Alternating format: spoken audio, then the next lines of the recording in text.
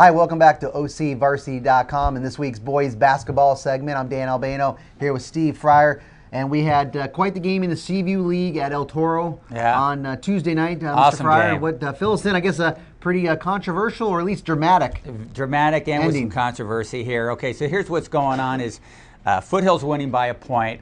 There's a foul called. Looks like maybe the foul was called when time had expired. A foul on Foothill that sends Ryan Hardy to the line for El Toro, okay. and the refs put 1 second back on the clock.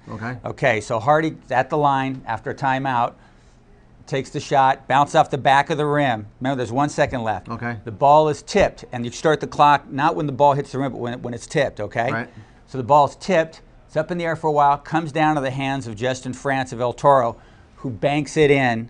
Okay, this all happens in 1 second. One It goes second. El Toro kids come run on the floor. It's just madness all over the joint. Yeah.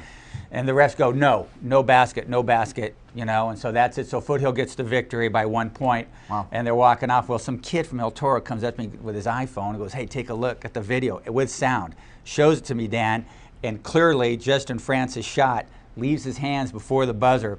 Should have counted.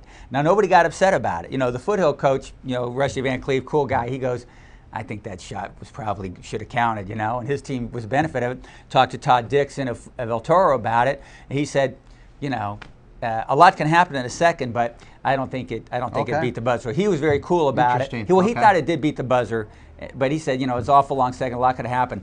But here's what's pretty cool about it. Dixon didn't get upset too much about it. That's a tough call for refs to make, and these guys are not NBA refs. It's high school basketball. It's high school officiating. It's not going to be perfect. Things like this are going to happen.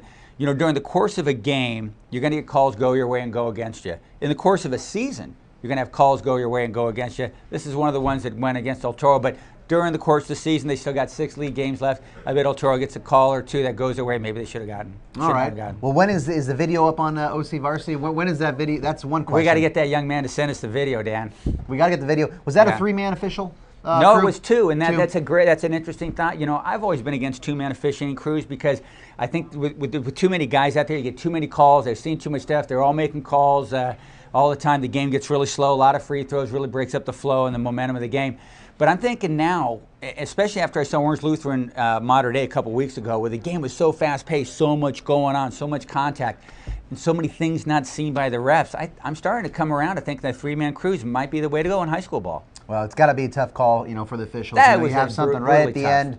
But the good thing about the boys basketball is we know it's a double round, right? Yeah. So these guys will play again. They'll go at to Foothill in a couple weeks. And Foothill looking, very solid Orange County in that around that. What are they, number 5 in the county? Number 3 right now. Number 3 in the county. Yeah, they're a very interesting team.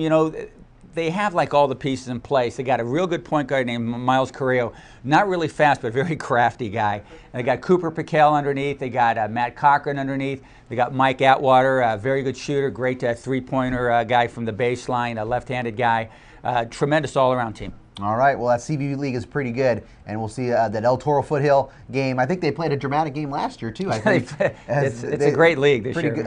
Hey, tell us what's going on, Steve, later this week, South Coast League, Sunset League. Well, South Coast League's got a very good game tonight, Wednesday, while we're taping this. Mission Viejo at Dana Hills.